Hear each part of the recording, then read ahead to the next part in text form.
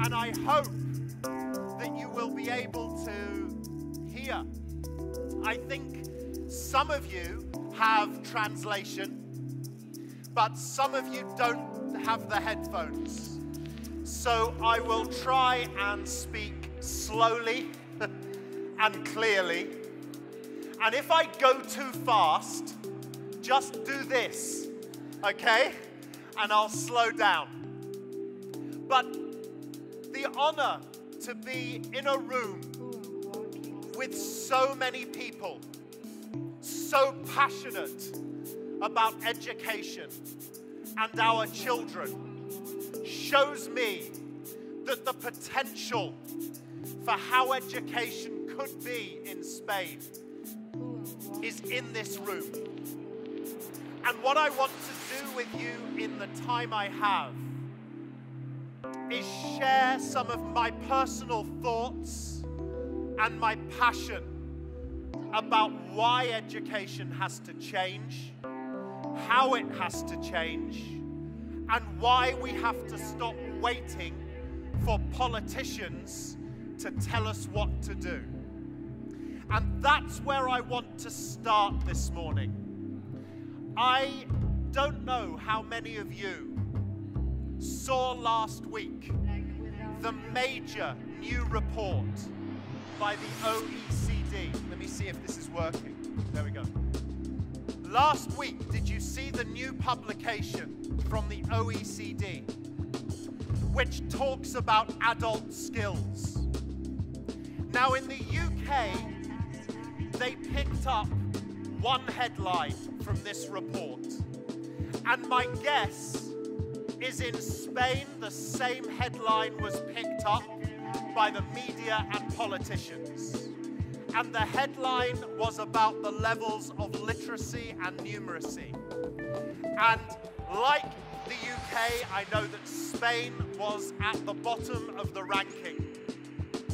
Now, my guess is that politicians and the media are yet again blaming teachers and saying we're not doing enough of the basic things.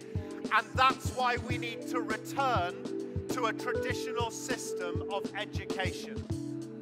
Now, I don't know how many of you have actually read the report, because it is very well worth reading. Because the headline about literacy and numeracy levels is a tiny part of the report. The main report has some very interesting things to say about adult skills and employment, and in particular about what is wrong with traditional education systems.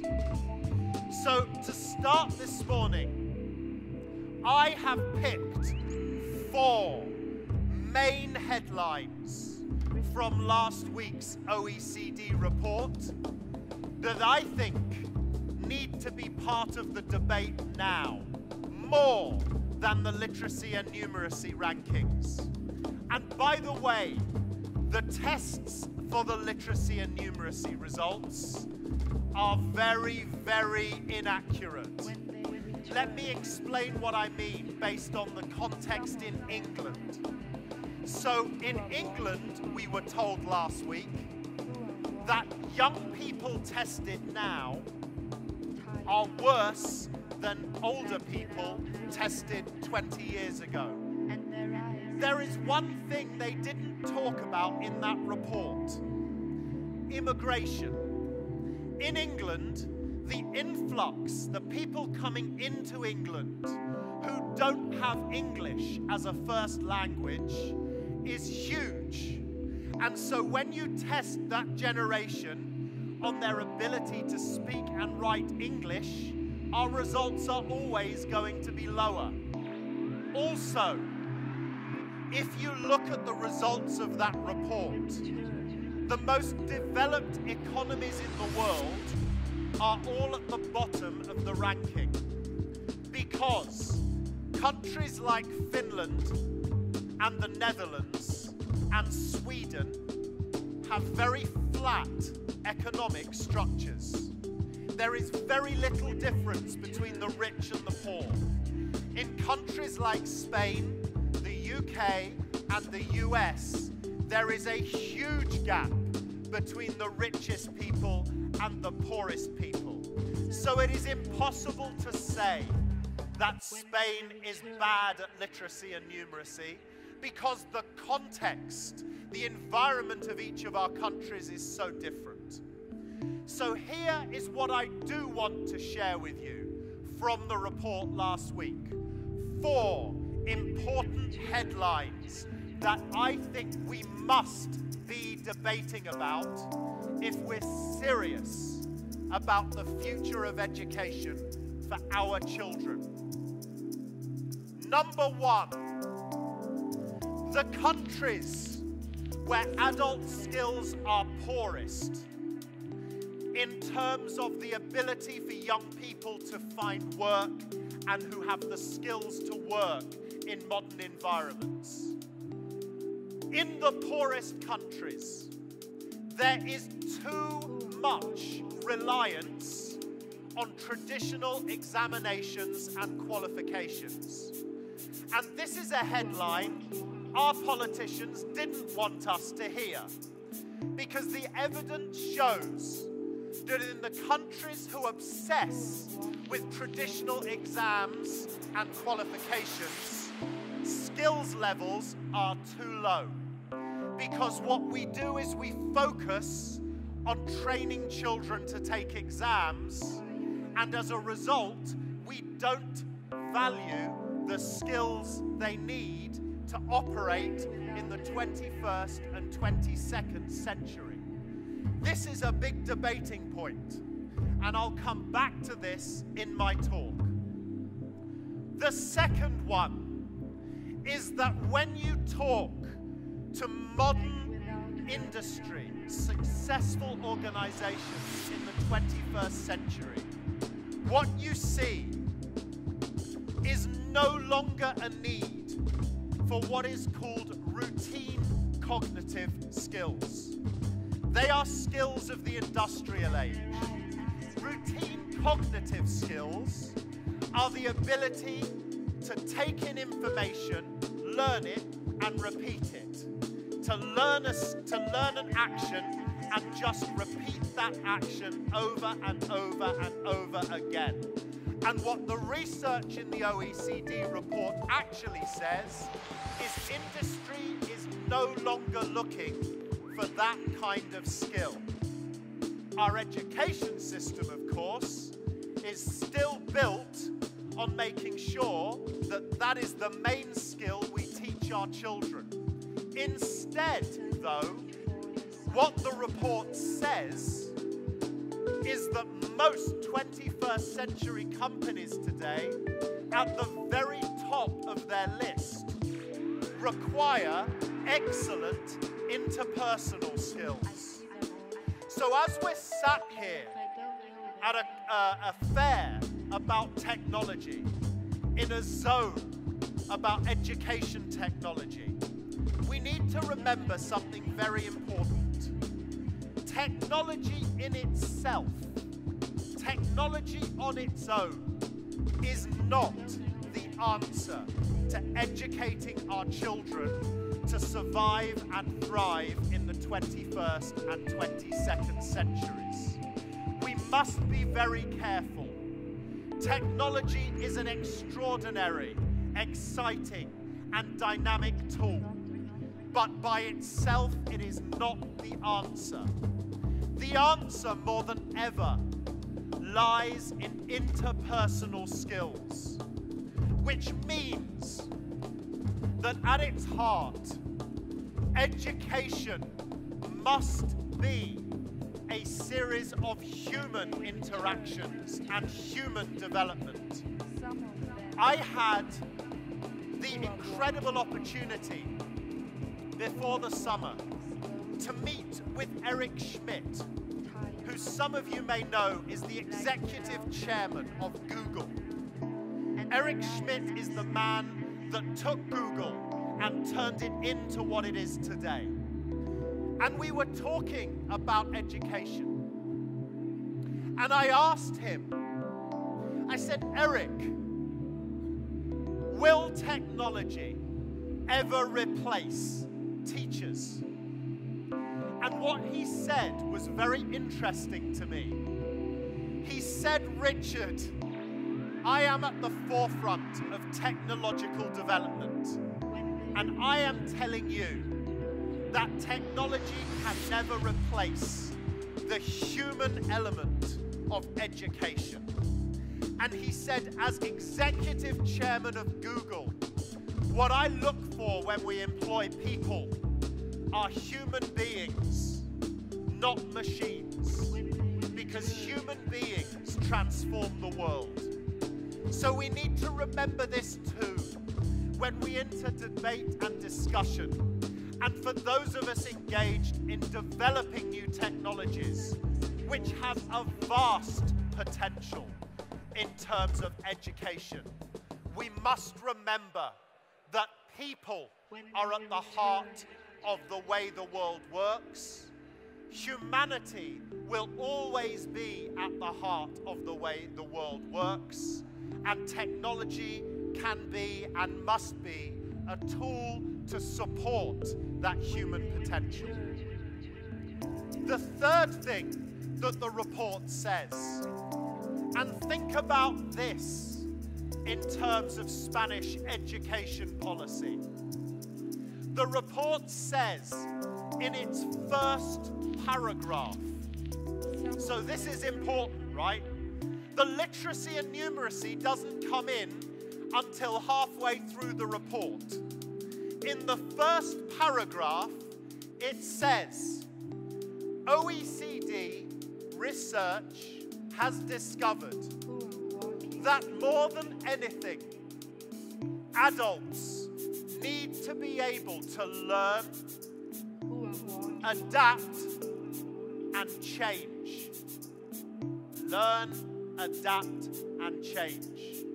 That, to me, is not a blueprint for the current Spanish education system, because it strikes me that very much like the UK and the US, the current systems are fixated in control. They are grounded in somebody here telling our teachers what is important for our children to learn, so that children are taught fixed chunks of knowledge and experiences, which of course is beautifully preparing our children for a world that no longer exists. Which leads me to the fourth point. And I think this is one of our great challenges. I also think that new technology companies have led the way for many years in terms of helping this relationship. What the report states is, in the countries where young adults don't possess the appropriate skills, there is not enough linking between education and work. And if I was now designing an education policy to reignite a generation, I would cut the politicians out entirely. I, as an educator, would want to convene a meeting with some of the world's most dynamic companies and organizations. And I would want to say to them, how do we build a curriculum that ensures that our young people have the skills to work in your environments? And again, as I talk with you this morning, I have one particular story that I want to share with you, that again I hope will serve as a stimulation for the debate and discussion. But above everything, I have one message today, and that message is this. As people who are passionate about education, as people who are passionate about our children, We need to stop allowing politicians to control us. We can't keep waiting for them to give us the space and the time. And the other thing we mustn't do is keep complaining about the things we do. That won't help us gain public support. What we need to do as a gathering of people is we need to create a powerful alternative vision. And we need to, where we can, have the courage to activate that vision and share that vision. Because in my experience, all parents want the best for their children. The problem is they don't understand what the best is now. And so what they do is they wait to be guided by the people in power who tell them that it's a return to traditional values. If what we did was articulate to them just why those things won't work, but more than that, the examples of what will, I think very, very quickly we would have a huge number of electors who would be demanding transformation and demanding that educators are allowed to lead education. If you think about the story in Finland, that is why Finland is so successful. Because 12 years ago, politicians realized that the future of education had to be designed and developed by people who knew education best. And that was people working in education and people working in business and industry. Because what we've become used to in Spain and in England are people who are looking for the silver bullet. We are under so much pressure to perform. There is so much media headline. There is so much drama over what we're not doing right, that politicians and people in the private sector keep trying to sell us the answer. They keep trying to say, this is your new answer, this will be the answer. Do this and education will be transformed. Do this and education will be transformed. And the truth is, none of it works. It's all a myth. Education transformation will not happen quickly. It is not to be found in one product or one idea. But what has happened because of, oh dear. It's all right, it's the computer that's running out of energy. I'm fine. I'll just keep talking and we'll see how long it takes to fix the power. But we keep looking for the silver bullet. We keep desperately wanting somebody to give us the answer.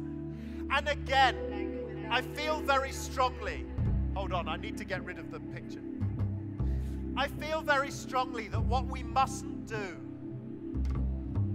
is allow anybody at this conference or anywhere else to tell us that if we buy this idea, it will be the answer. Because what happens in any culture where people keep being told what to do, and what to do keeps changing, and it's always another new idea, is the people working in that profession become angry, skeptical, and they become aggressive towards the system. And if you think about what's happened in education, that is exactly what has happened. People no longer believe that the answer is the answer. People have become angry and frustrated and don't want to listen anymore. Because every time a government changes, ideas are gotten rid of and new ideas come in. Every time a new company is created, they try and sell us their new idea. And as a result, culturally, what that leads to is an environment which is very traditional. And the environment is this: if things don't work, it's because we're not working hard enough. Think about education at the moment. The main criticism around education is it's not working because teachers aren't working hard enough, because schools aren't working hard enough, because colleges and universities aren't working hard enough. Let me show you what I mean. I wonder how many of you have seen these slides before. Let me tell you a story. This is a fishing village in the north of Scotland. Now let me explain this picture to you here. There is a man, can you see the man? And he has stood on a van which is upside down. Now I know the ladies in the audience are saying, well, it would be a man. I also need to explain that there is a bar here, a pub. Now whether the two things are related, I don't know. But interestingly, there is a group of men. And also, have you noticed, when there is a physical problem, men always think they are the people to solve it. Have you noticed this, women? Men will always go, leave this to me. And they stand in that way that men stand when they're solving problems.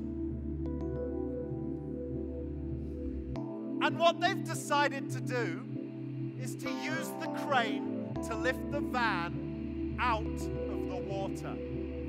And everything is going brilliantly. And look, more men have arrived to celebrate how clever they are. And everything is going brilliantly until this happens. Now, notice all the men have run away. Clearly, this strategy isn't working. This is not working. So you would think we need a whole new strategy. The problem is, that's not the way we're educated. We are taught that if something isn't working, it's because we weren't trying hard enough. So these men go and get themselves a bigger crane. Now, I don't even need to show you the last slide, do I?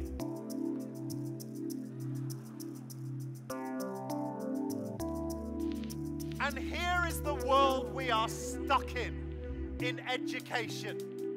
If it's not working, we need to try harder.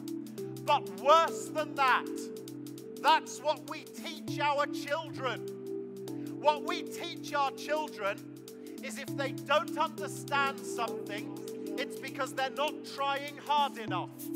If they don't get high enough grades, it's because they're not trying hard enough.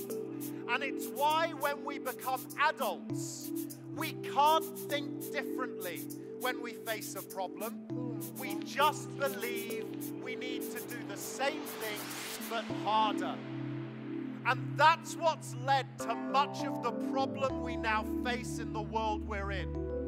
When you think about the levels of unemployment that you're facing in Spain, how many of your young people feel that they failed because they haven't got a job, because they haven't tried hard enough?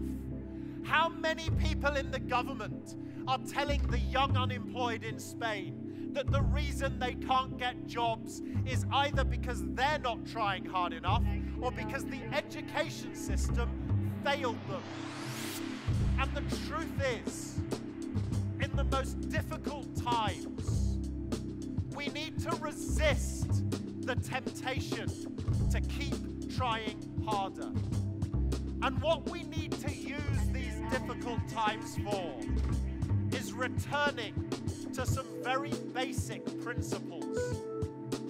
And maybe look at how we redesign the entire system around some of those basic principles.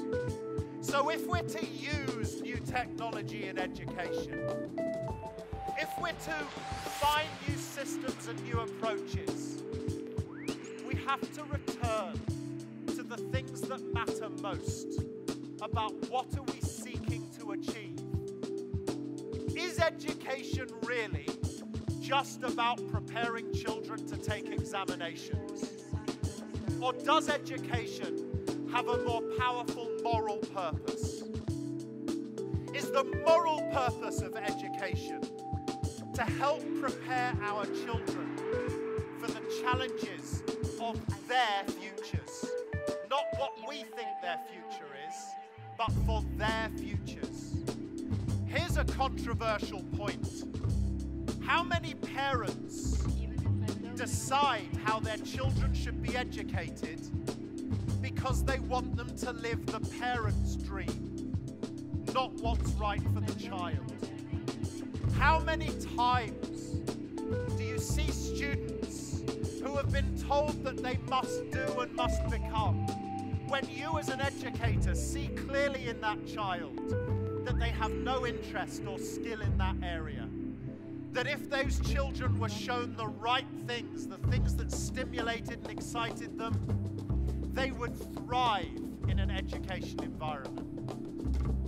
So what I want to do for the next few minutes is just share with you what I think are the three core principles that have always been behind education philosophy, or my education philosophy, and the three principles I think should always be behind education philosophy. Let me explain to you why I became a teacher. I became a teacher first because I wanted to help children live their lives to the fullest of their potential. I particularly wanted to work in areas of social deprivation, which I did for most of my teaching career, because I wanted to give those children a sense that they had a future, that their interests, their passions, their skills would help them achieve their dreams. I wanted to make sure that the students in my care realized that above everything, education was a way that they could end up living their lives to their potential. And I worry, because that is not how education feels to most of our children. There is a remarkable book that I talk about regularly that I first read in the year 2000 that was put together by two UK professors of education who compiled a book made up of the thoughts of children and young people between the ages of 3 and 18. And the book is just filled with quotes from these young people, their perception and their reaction to education. But they were all asked one simple question: what would your ideal school be like? And it's worth finding this book and reading the responses from these young people. Because what we know about education is children are unbelievably perceptive and clear. And they're honest too, aren't they? If you ask children for an opinion, they'll give you an answer without worrying if they hurt your feelings. They will tell you the truth. And maybe that, by the way, is why politicians never ask children for their opinions about education. There is one quote in particular that when I read it for the first time was like a punch in my stomach, because I knew I was guilty of what this child was saying. This child, when she was asked the question, was 16 years old. And she was asked the question, what would your ideal school be like? And her answer was this: in my ideal school, we will no longer be treated like a herd of an identical wild animal, waiting to be civilized for the outside world. You will realize and respect that it's my world too. And sadly, how much of education to our children feels like an experience of things that are done to them. How much of childhood feels sadly like the Catholic view of purgatory, like somehow education is something you have to go through before you earn the right to become a real person. And surely childhood and education should be the most valuable, exciting, and empowering days of our lives. So how do we create a system where students themselves feel in control of their learning? You know, when we do talk about technology, what we know is the new generations of young people are used to having control over elements of their lives. Social networking and digital solutions have transformed the way our children see the world. And we need to understand that as educators and as an education system, we need to create environments that are rich in empowerment and no longer about control. How much education policy is created because it's the way adults want it to be, and how much education policy is designed because it's the right way for our children. My second word is learning. No one would argue that learning is the greatest gift that any civilized society can bestow on its young people. When people, and particularly politicians, hear me talk, they make the mistake of thinking that I don't believe that literacy and numeracy is important. Of course, literacy and numeracy are important. They are basic human skills. They are vital keys that unlock the door to the world. But they are not the only things that are important. And the way we teach them are fundamentally wrong. But that doesn't mean that I don't value basic learning. What it does mean is I argue that there should be a lot more to the world of education.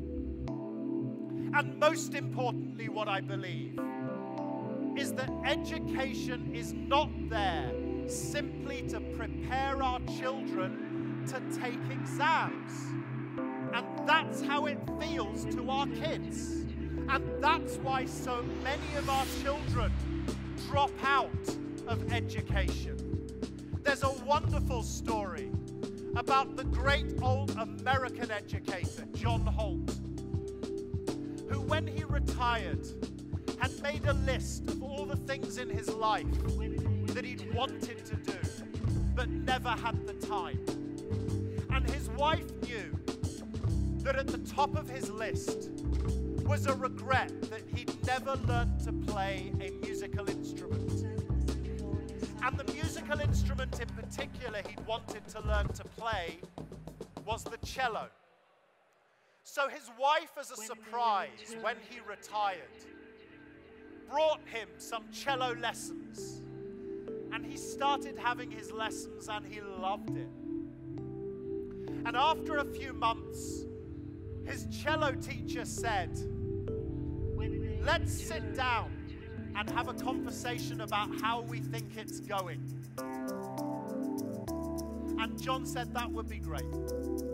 And the teacher started to share some of her views about his learning to play the cello. And at the end of what she had to say, she said to John, "Have you got any questions for me?" And he said just one question. He said, "For months now, I've been telling my friends that I'm learning to play the cello." He said, "When can I tell my friends that I'm actually playing the cello?" And how much of our education system seems to our children that it's about preparing for them to live their lives, when actually the most powerful education occurs when young people feel that they are living their lives for now, not because at some day in the future it might become of value to them. Which leads them to my final word, which is laughter. We know education is serious, but why do we have to see it as being so serious in our classrooms? If I know anything as a teacher, I know this. The most powerful learning environments are environments where students are relaxed enough to be themselves, where they can laugh and enjoy themselves. They're environments where teachers are relaxed enough to be themselves, where we are dealing in human interactions.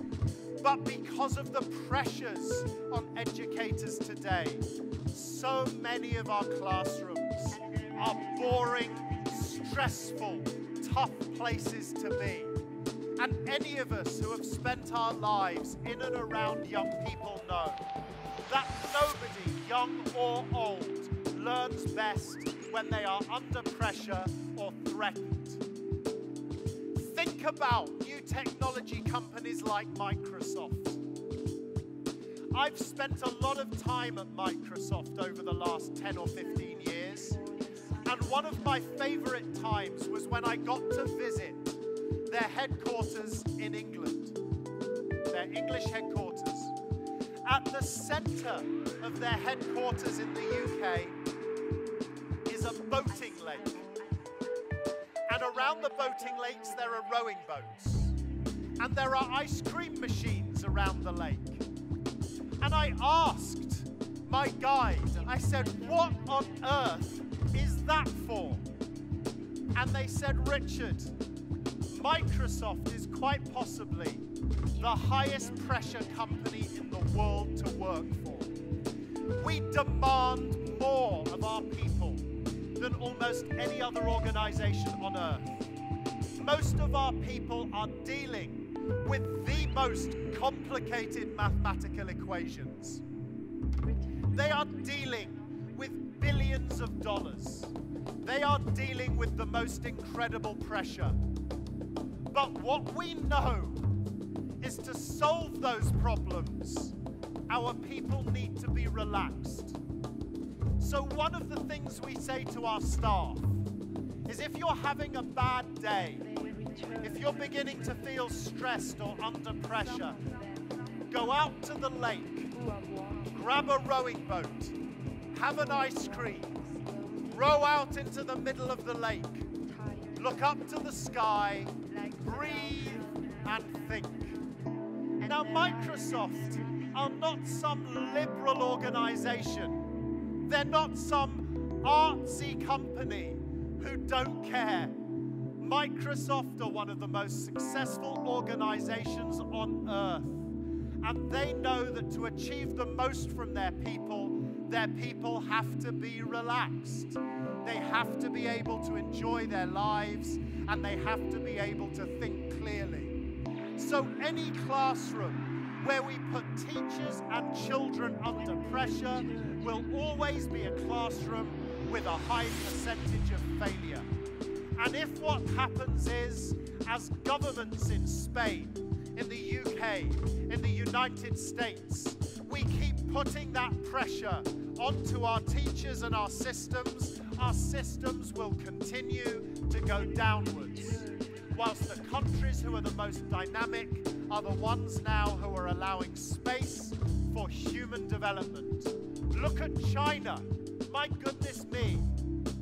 Last year, China appointed a new minister for education. And in her keynote address on taking office, she said this: if China is to have a future, we need to be able to discover and nurture the next generation of Steve Jobs.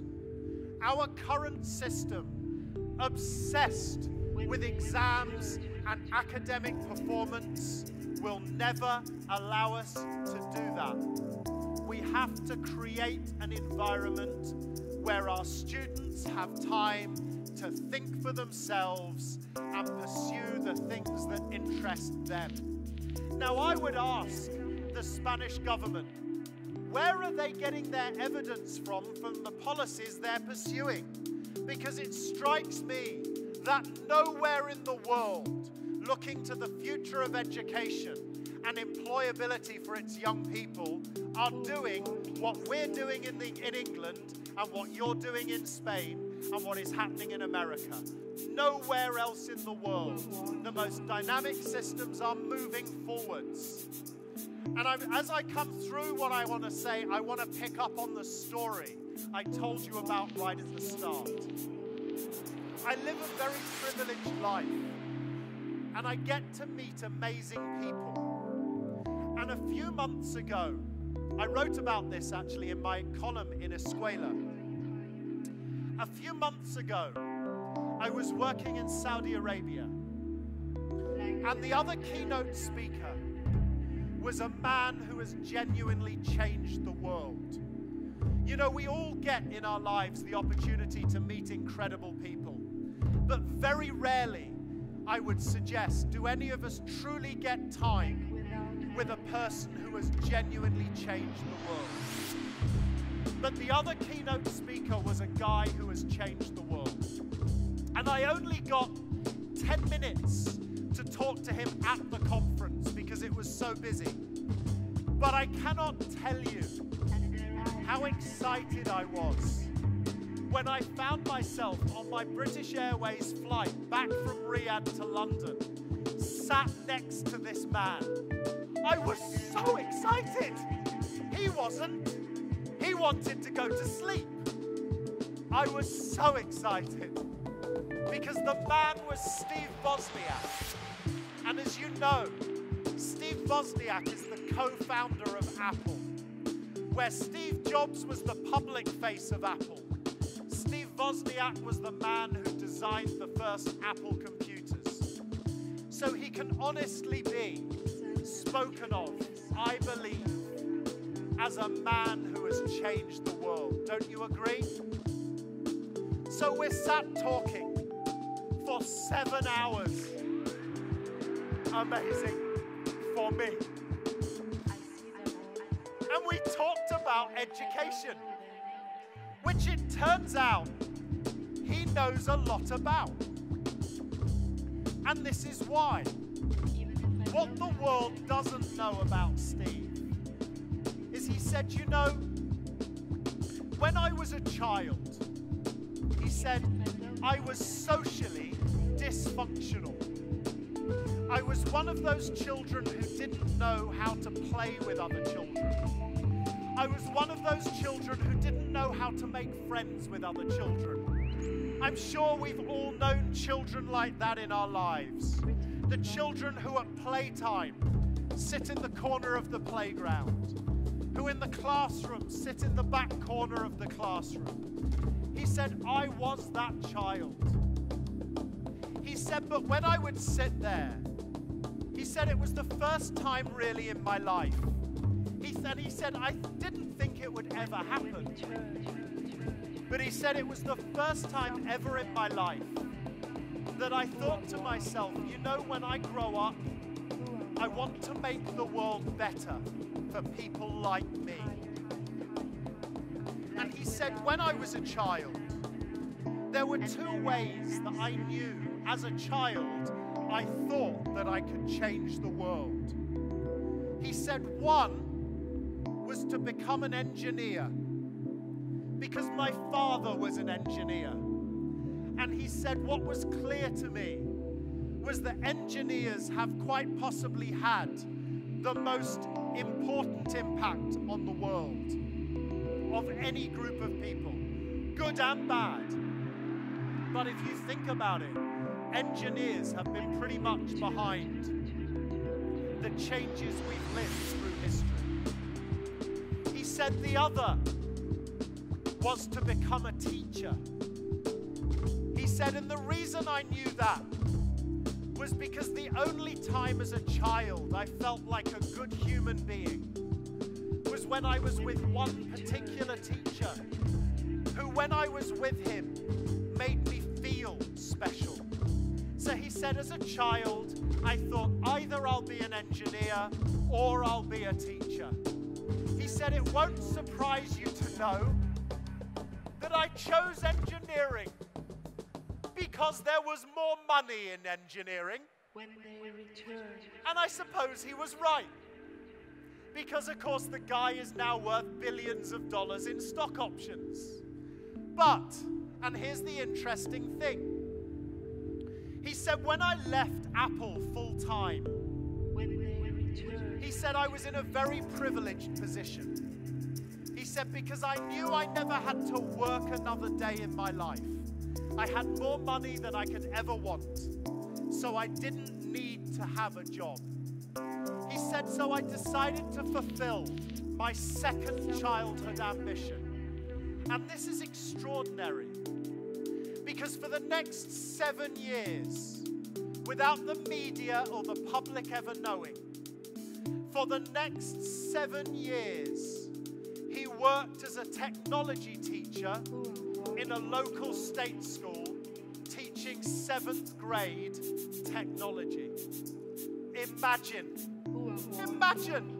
being in 7th grade and the school principal walks into your classroom and says, now children, you have a new technology teacher this term, Steve Wozniak. You'd listen to him, wouldn't you? So then we started talking about what he'd learned about education. And he said the first thing I understood, Richard, from my time at Apple and then from my time as an educator is this. What you teach is not important at all. But how you learn is crucial. Let me repeat that the next time any of you have a row with a politician. Steve Wozniak, a man who has changed the world, who is one of the most brilliant people of our generation or of any generation, said, what you teach is not important, but how you learn is. Now, I don't know about you, but I trust what Steve Wozniak has to say over any politician. Just a thought. So we carried on talking, and I said, well, can you explain that to me, Steve? How? Why do you say that? He said, well, let me tell you the story of how Apple began. I'm sat on a plane with Steve Wozniak, and he's telling me the story of how Apple began. I was pinching myself. I was taking selfie pictures of me and Steve on the plane. You should see my Twitter account for that day. It was me with Steve having a Coca-Cola. Me with Steve having chicken. Me with Steve having coffee. Me with Steve getting off the plane. In that one, Steve was running away. So he said, let me tell you how it began. He said, Steve and I had no idea when we started Apple what Apple would become. He said, even today, it amazes me what we achieved. Amazes me. He said, you know, we were two young guys who had both dropped out of college because college bored us.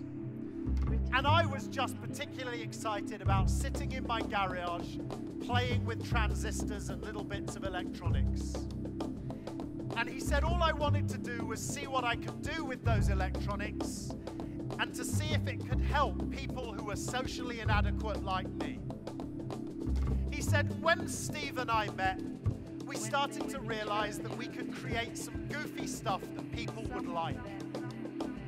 And he said what was really scary was very, very quickly, people started throwing millions of dollars at us because they loved what we were doing. And we were in Silicon Valley. So we were at the heart of the technological revolution. And because we were surrounded by money and massive organizations, millions of dollars were suddenly being thrown at us. He said, which was terrifying, because we had no idea what we were doing. He said Steve did have one thing to say. He said, and I'll never forget it. We were sat together one night in a bar, and we were talking about Apple and what Apple could be. And he said, Steve that night said a number of things. The first of which was this, Richard. He said, Apple can never be a company that makes stuff. Because if Apple is a company that makes stuff, in this valley, we'll be dead in 3 years. He said, Steve said to me that night, Apple has to be a company that invents stuff. It is the only way we'll have a future. Which led on, he said, to an even more interesting conversation. Because we realized as the company had exploded so quickly, we were going to have to employ people for the first time. And he said that was scary to these two young geeks who had never managed or led anything in their lives. We were going to have to employ people. And we started talking that night about, so what sort of people are we going to employ?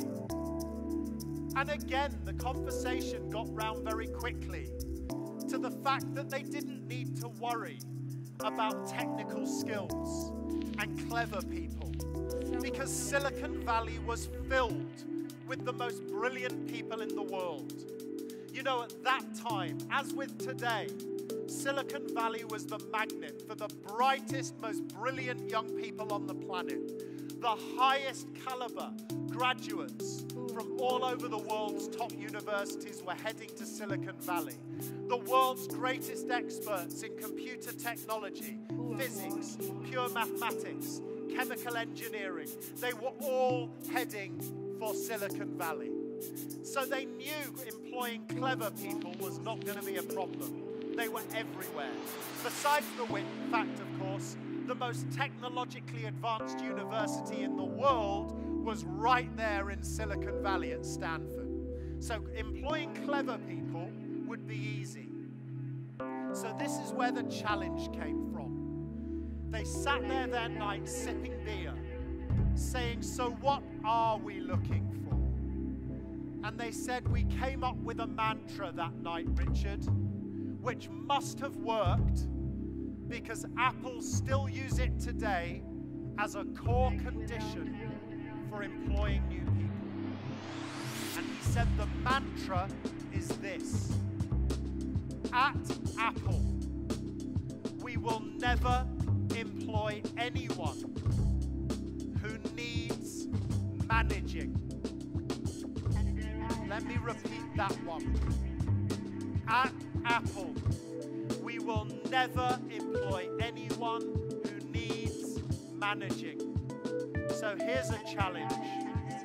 How do we create an education system which ensures that when our children pass through it, they no longer grow up to be a generation who need managing?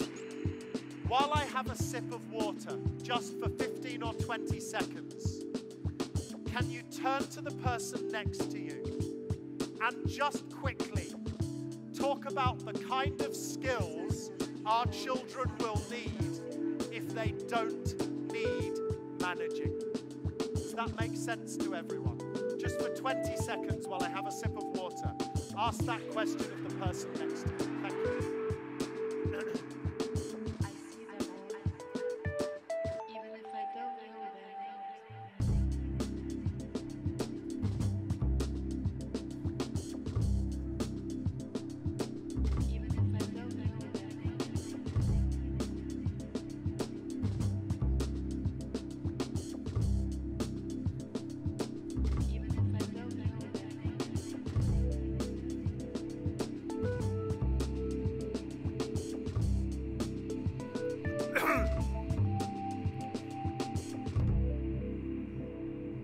Okay, thank you. I have 5 more minutes with you, and then we must have time for questions. So I'm going to do 5 more minutes, and then we'll have time for nice questions.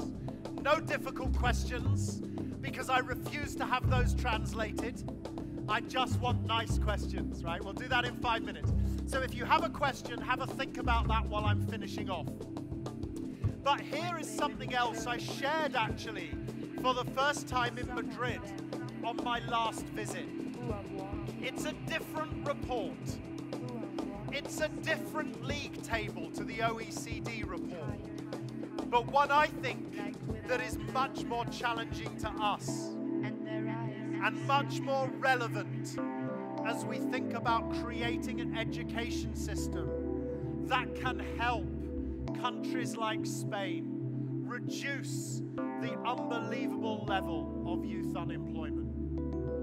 There is a report produced every year by an organization called the Global Entrepreneurship and Development Institute. I don't know if you've ever heard of them, but it's worth looking up their material on the internet.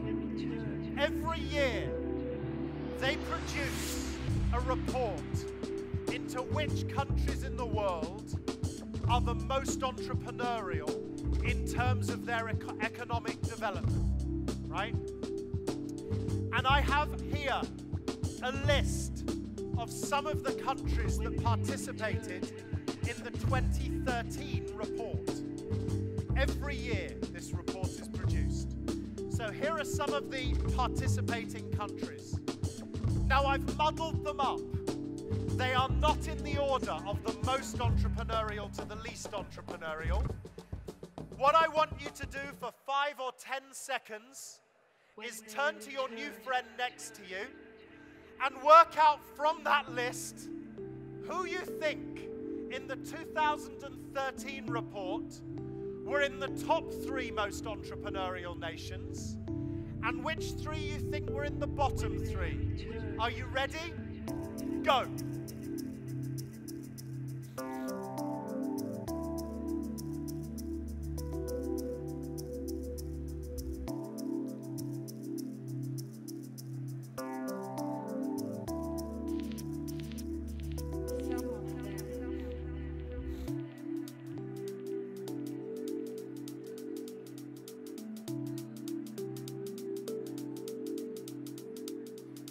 Okay, thank you very much.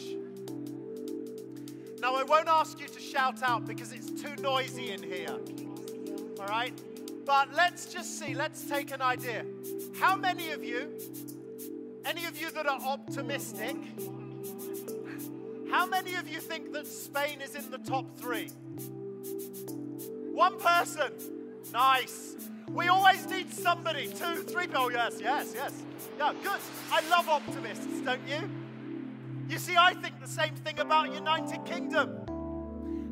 How many people think that Finland is in the top 3? How many of you think China? How many of you think India? Okay, should we have a look? The next one, I've put them in order from the most entrepreneurial economy to the least entrepreneurial economy. And in red brackets, where they come in the total list of participating countries. Are you ready? Here we go.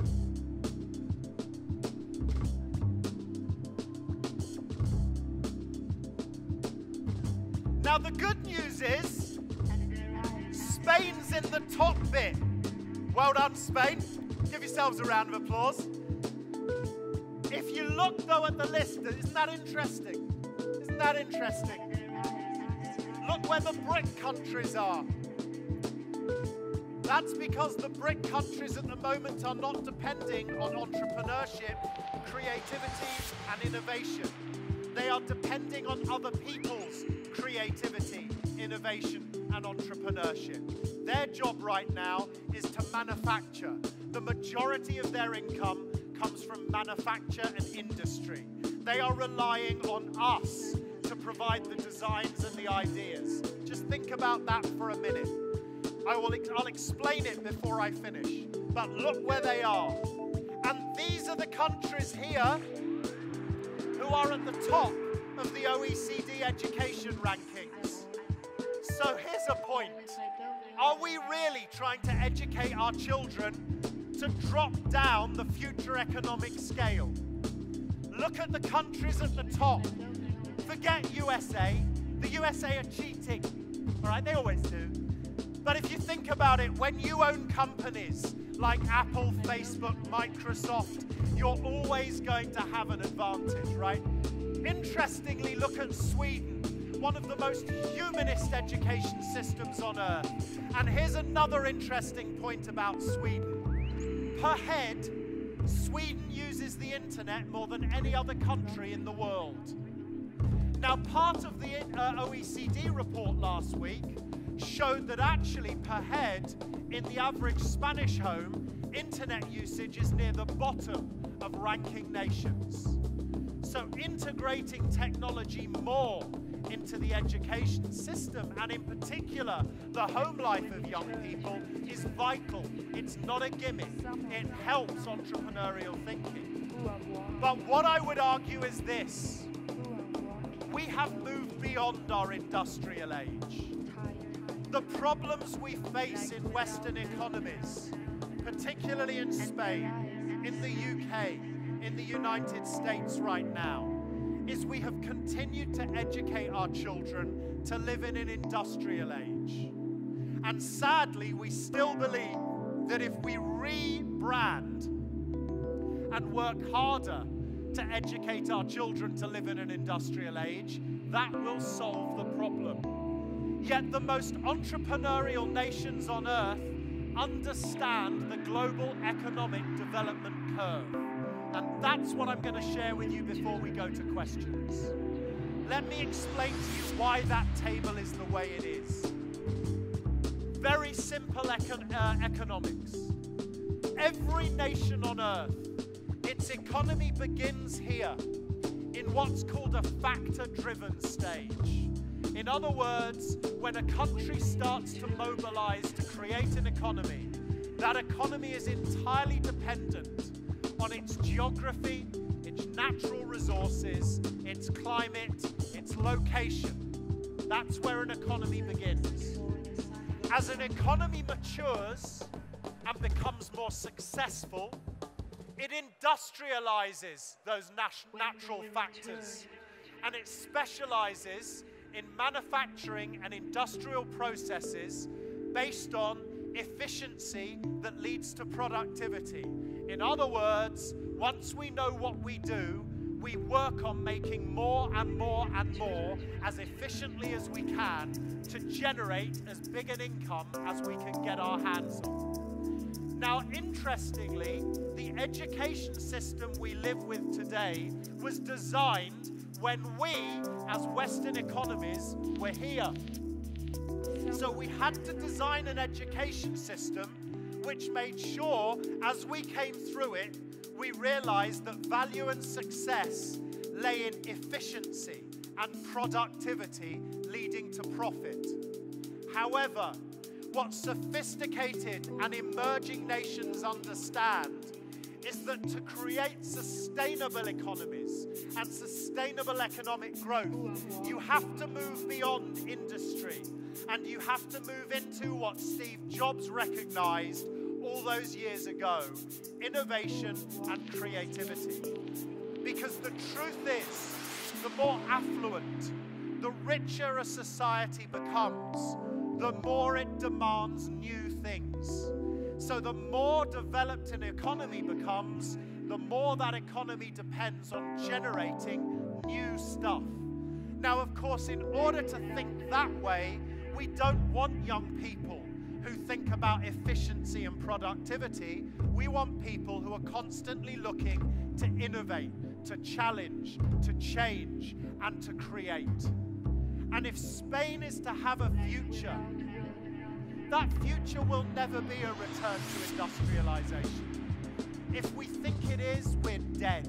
We might as well give up now. Our future is to head as fast as we can into the innovation curve, which means we have to create an education system which develops in our children the attitudes that allow them to think for themselves, to create and to innovate. Thank you very much for your time. Thank you very much for your time this afternoon.